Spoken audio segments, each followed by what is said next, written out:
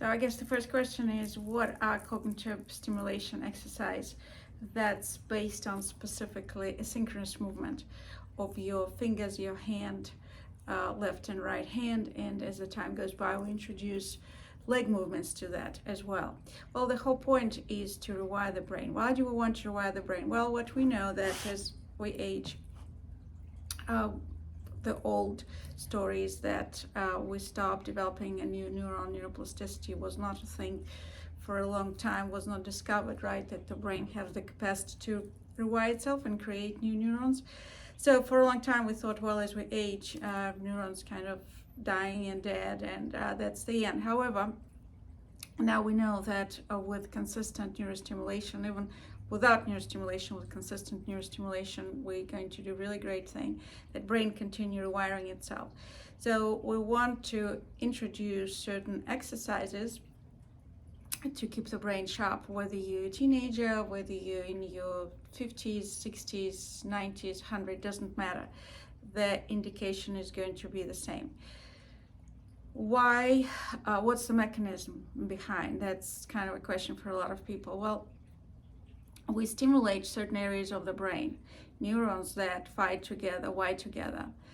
So if you look at cognitive decline, we're looking at the area of motor cortex, right? We're looking at the area of prefrontal, we're looking at the cortex, we're looking at the area of corpus callosum, where we're going to see certain changes that are going to affect us as we're aging, right? So what we want to do, we want to keep these neurons, we want to keep growing new neurons, and in this way, we're also going to neurons that wire together, fire together, and vice versa. So we want to keep that movement going. The thing with those exercises, they are extremely frustrating when you start doing that, and this is the whole point. So the idea is not to perform. It's like with meditation, it's not, you're not going to grow your prefrontal cortex by the gray area, which you're not going to grow it by sitting there and meditating. You're going to grow that by failing multiple times. You're going to grow that, keep bringing your attention back to the moment and getting distracted, and keep bringing your attention to the moment. That actually what we want to see in meditators. This specific frustration piece is that what determine how successful how successful people will be able to meditate and bring meditation to their life, and that would help them to rewire the brain. But going back to hand exercise, is kind of like the same thing.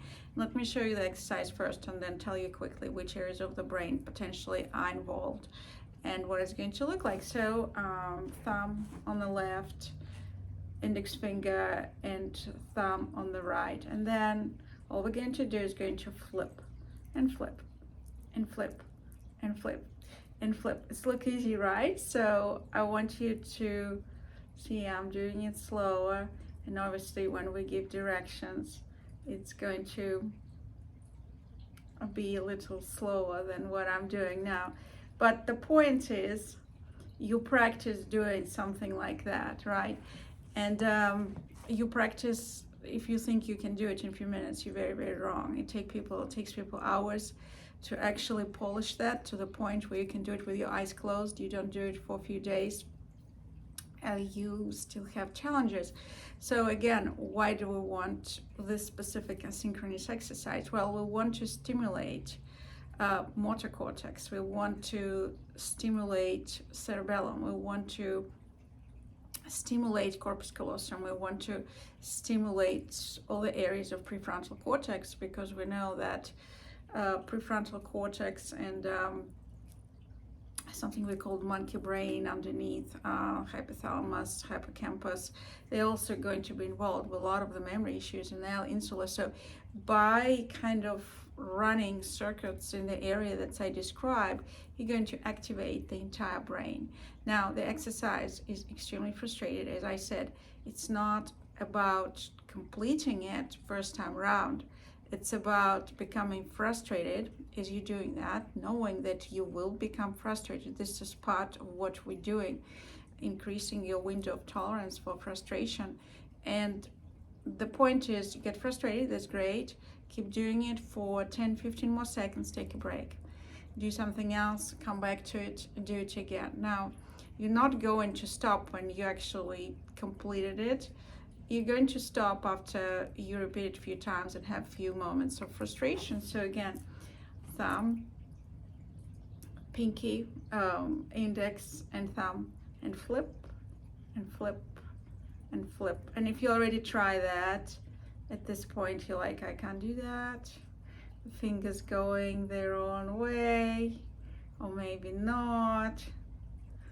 So just try again. It's kind of like a game in a way. It has to be offered as a game. It cannot be offered as something serious, though it is very serious component of cognitive stimulation. Food for thought. Here's another exercise. 1, 2, 3, 4. 1, 2, 3, 4. 1, 2, 3, 4. Now we go opposite. 2, 3, 4. 1, 2, 3, 4. And then we start again. 3, 4. 1, 2, 3, 4. Together. 1, 2, 3, 4. And the challenging part. 1, 2, 3, 4. 1, 2, 3, 4. Try, enjoy it. The more frustrated you are, the more neurons you're forming. As I said, it's about having fun. It's also an absolutely incredible, simple exercise.